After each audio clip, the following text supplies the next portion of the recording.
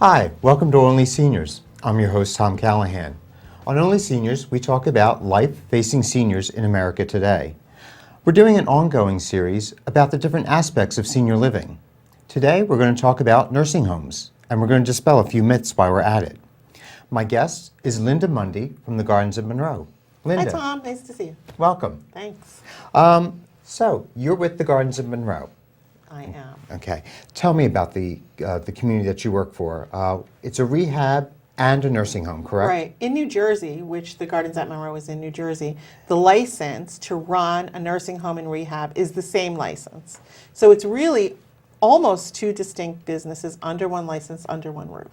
And so what we do is we have a long-term care section of the building and we have a rehab section of the building. So when you're in the hospital, you need to come from rehab. You go into the rehab or the short-term care area. Okay. And then when you need to live with us, we have another area of the building.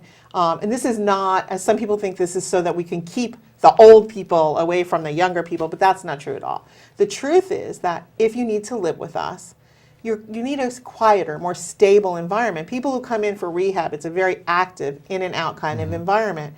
But if you need to stay, you probably need something with a little more rhythm to it, a little more routine. And you don't need roommates moving in and out every week and somebody to get used to, right? So we want you to live there. It's your home. We want you to be comfortable, know your roommate, set your room up the way you want it. Okay. And that doesn't happen in rehab. Okay. What is a rehab? How does That's a somebody good wind question. up in a rehab? That's a good question. So a rehab really is inpatient physical and occupational therapy and perhaps some specialized skilled nursing. And that's what that's the rehab section of our building. What is occupational therapy and what is the difference between that and physical therapy? Okay, so that's another question I get actually a lot. That's a good question.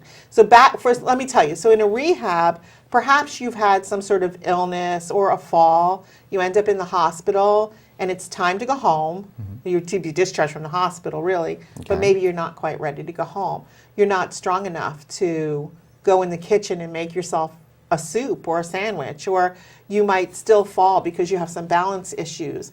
Maybe your balance issues are related to not being strong enough. You know, we tend to sit home in our routine and not get out of the chair as much as maybe we would, and we get weaker and not realizing we fall or we get sick, we go to the hospital, further debilitated.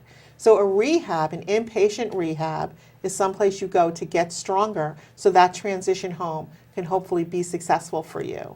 Or whatever the next level of care is, we help you prepare for that. And we do that by bringing you in and you receive physical therapy, which physical therapy are exercises to get stronger, right? Okay. Maybe you do some biceps curls, or you lift a bar, you walk. You just actually sometimes walk in physical therapy because maybe you haven't done that in a while. Occupational therapy is something that teaches you how to do your activities of daily living. Relearn those, because maybe you got so weak that bending over and putting on your shoes and socks and tying them is hard for you. So we can teach you some tricks, some energy conservation to make those things easier. Or maybe you haven't been putting your groceries away yourself or folding clothes, which seem like such little things, but if you've been laying in a bed for several weeks and you're weak, we're going to show you energy conservation ways to put your things up in the cabinet.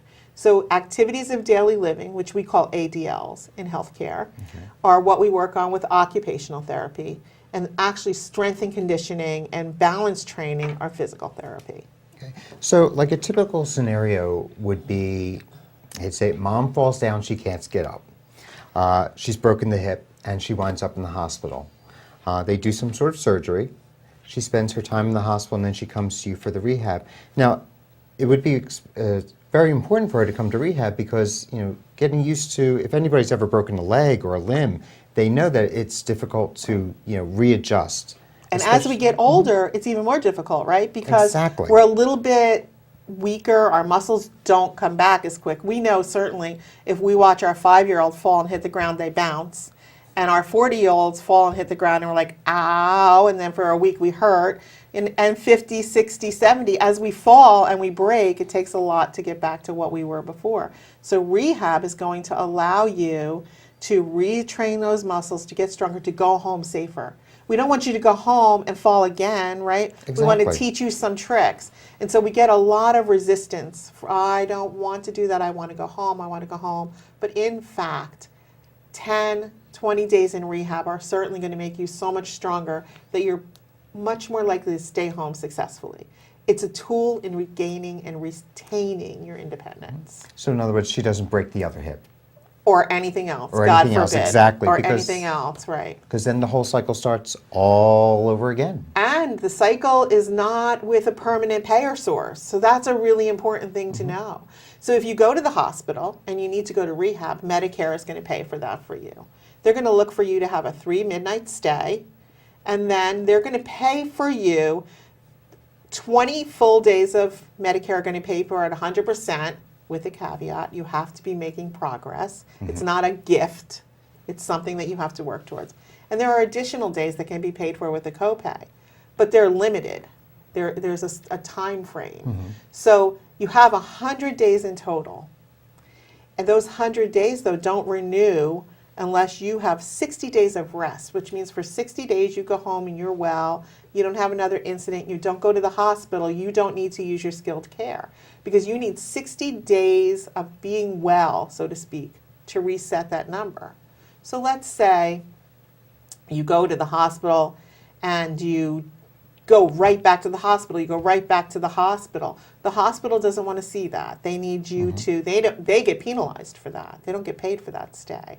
They need you to get well, go home, and stay home. And you do that by appropriately using your Medicare time, your benefits. That's why you have your benefits. Exactly. These are the So things you're that we paying paid for them. Yes. You're paying for them. You should use them to keep yourself well. It's how you stay in your home. Exactly. Because that's what most people want, is they want to get back to their home. So Right. you kind of train them to be able to get back to their home. Well, everybody wants their independence, and sometimes your road to independence takes a couple of detours, and you need some help, right? But you need to utilize the things that you have available to you to stay home. It's like a GPS for independence. Sort of. Yeah. We need to stay home as long as we can. Now, the Gardens at Monroe is also a nursing home. Right. What is a nursing home? So that's a funny thing. It's one of the things that scares people about rehab, right? Exactly. They think, and we're going to talk about myths a little later, they think if I come in, I'm never going to get out. A nursing home is a little bit different. So when you come into a rehab, you're there, we called it a short-term stay, right? And you're there to come in for subacute rehab, stay your period of time, get well, and go home. You have a definitive goal. There comes a point, though, sometimes where somebody maybe can't go home. Somebody can't stay in their home. A lot of things can make that happen.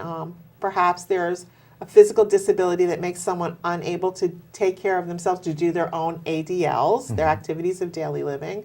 They're going to need some skilled help. Maybe they have medications that they really can't manage themselves at home.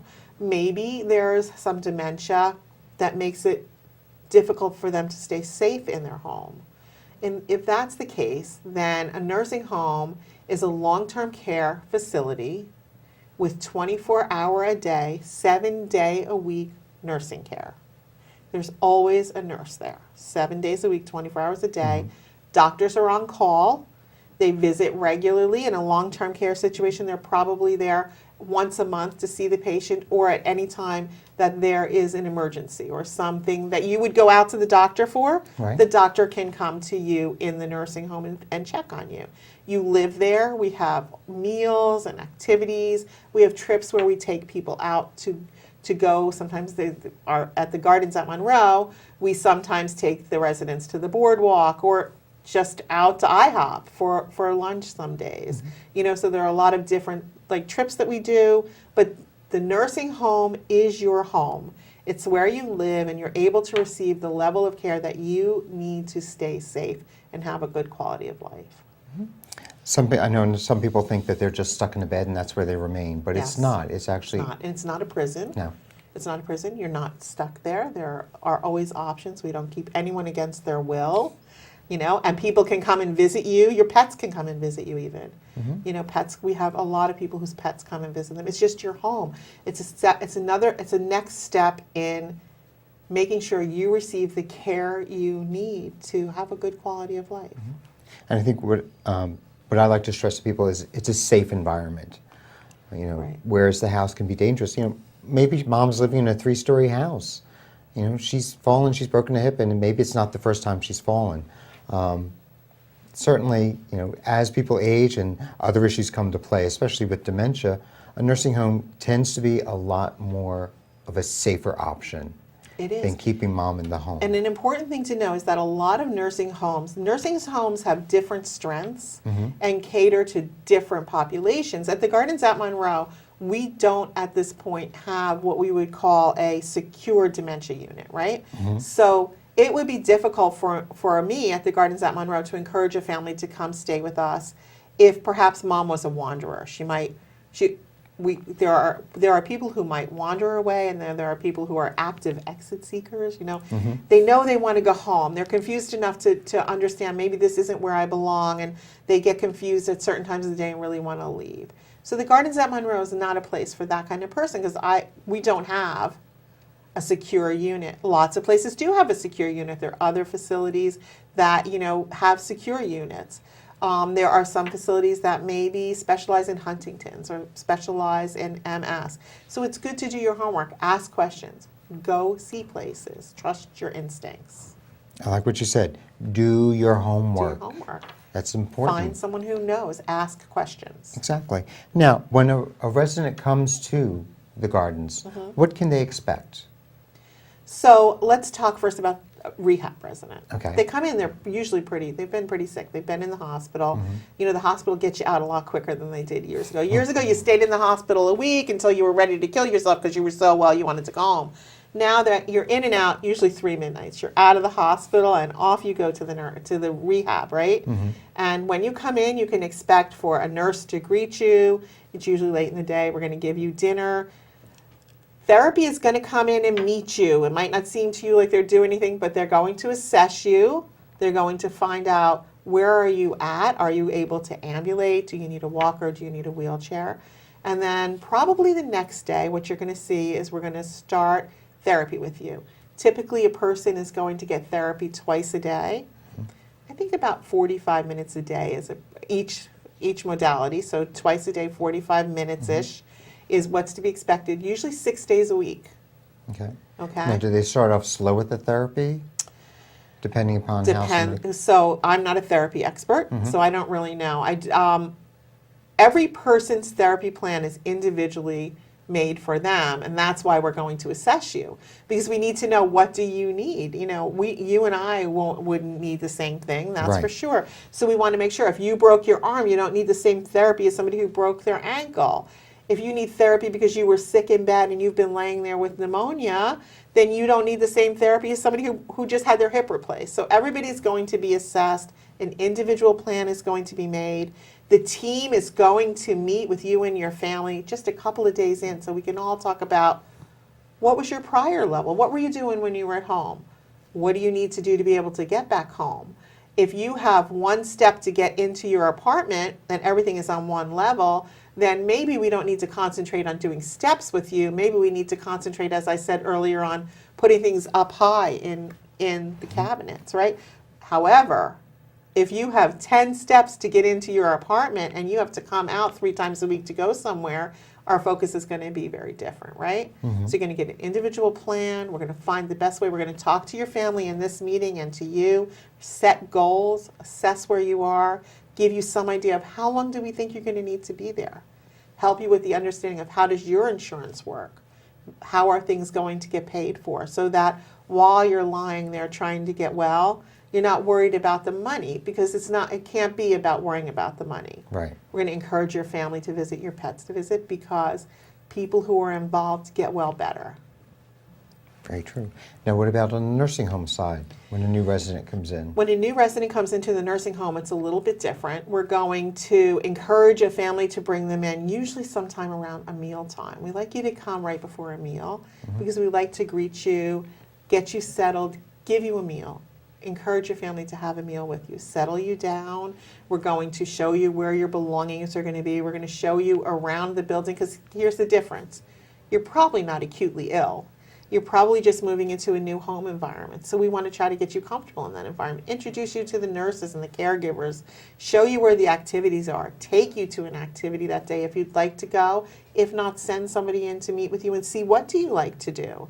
So it's a little different pace where we have a different goal, right? We're trying to settle you in. We want you to feel at home. We want you to know where everything you might need is, whereas certainly rehab patients need to know those things too, but their goal is to get well and go home. They have a different goal. Okay. Now, what types of services are offered to a long-term care or a nursing home person? Like, what can they expect? If somebody needs help with showering or bathing or dressing, what types of things From are that point taken of care view, everybody has a nurse and an aide, and they're going to need help to the extent that they need help with, always encouraging somebody to have as much independence as possible. Because quality of life is so much about retaining your independence in each situation. Sometimes that's not going home, right? Sometimes retaining your independence just means you shower yourself, or you're the one who chooses what clothes you're going to wear that day. Retaining your independence changes definition along the road as we become more debilitated. So everybody's going to get the activity of daily living. They're going to get as much help as they need. We also have outside services. That's why I sort of looked at you like, what do you mean by that? Because I know everyone's going to get taken care of, right? But we also have pet therapists that come in. We have a hairdresser that comes in once a week. We have a beautiful hair salon. We have entertainment a lot at the gardens. We have a monthly birthday party. We have religious services. We have Christian, Catholic, and Jewish religious services, all that happen every week. So we have lots of quality of life services. We want people to be happy where they are, as happy as they can be in each circumstance, and to be well cared for. Now, you touched on a little bit earlier about insurances.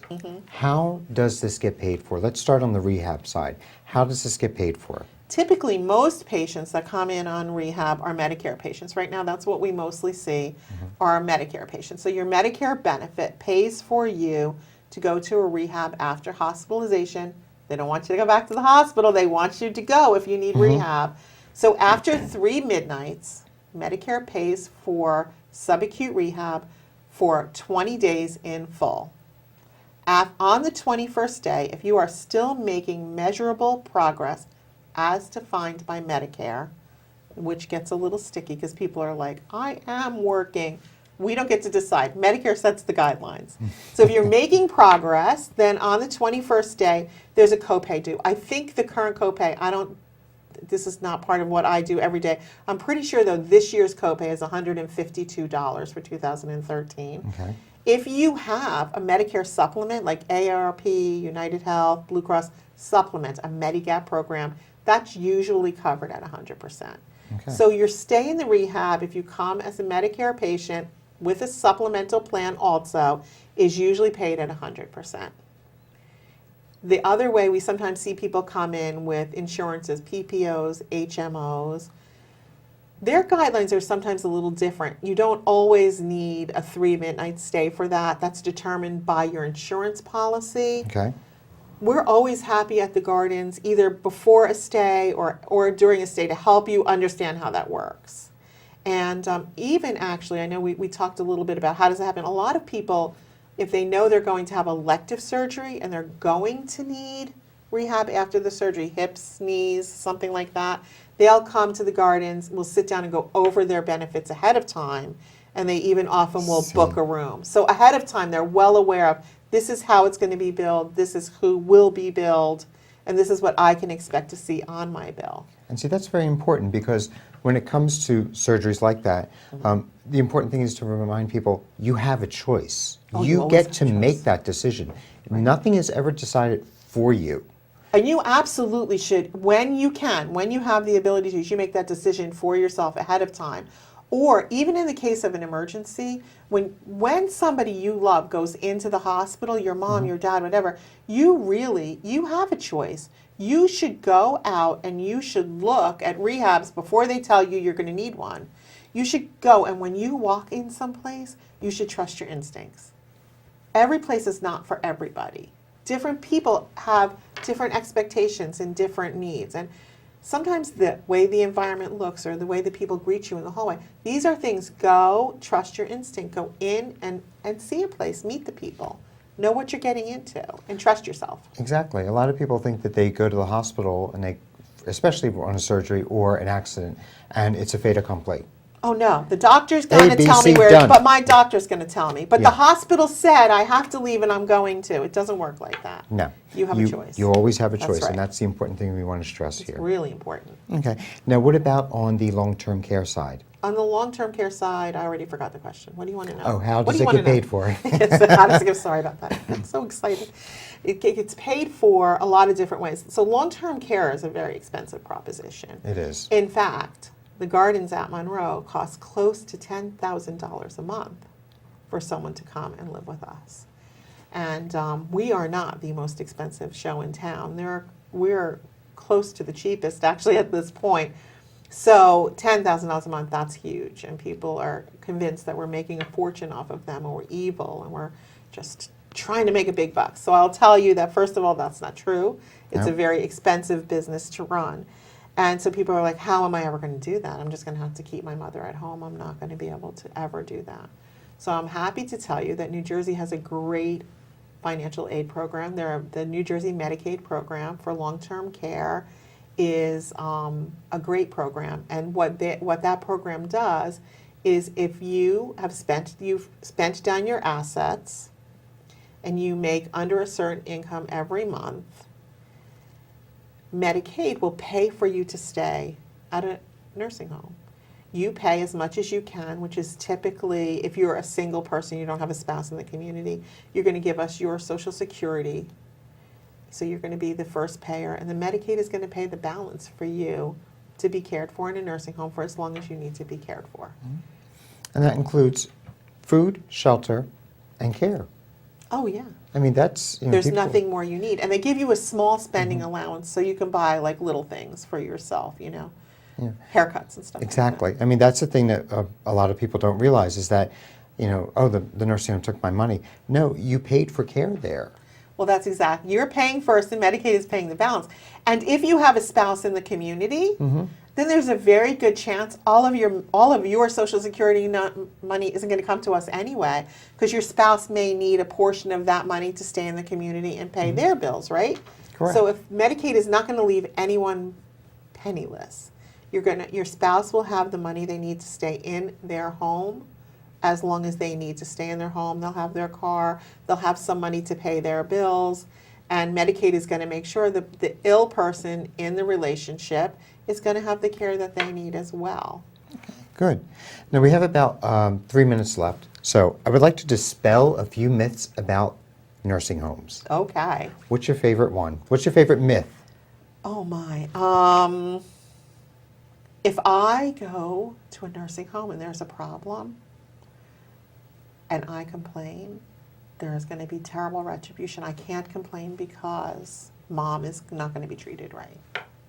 How untrue, right? Oh my goodness gracious. First of all, if you don't complain, if you don't tell us what your expectations are and how we could do it better, how could we ever meet them? First of all, Exactly. in the first place.